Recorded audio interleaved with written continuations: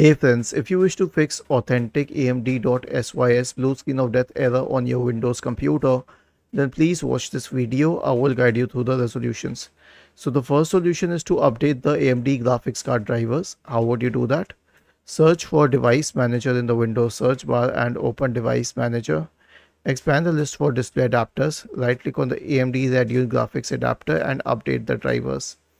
The next solution is to update Windows. Right click on the Start button, select Settings from the menu, go to the Windows Update tab on the list on the left hand side, click on Check for Updates in the right pane, and you will be able to update Windows. The next one is to run the Windows Memory Diagnostic tool.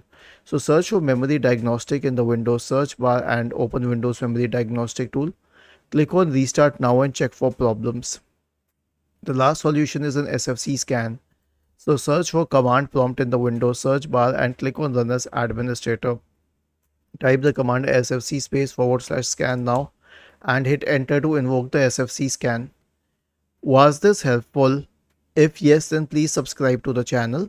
If not, then let us know in the comment section of the video on how we could help you further. Thank you for watching this video and have a nice day.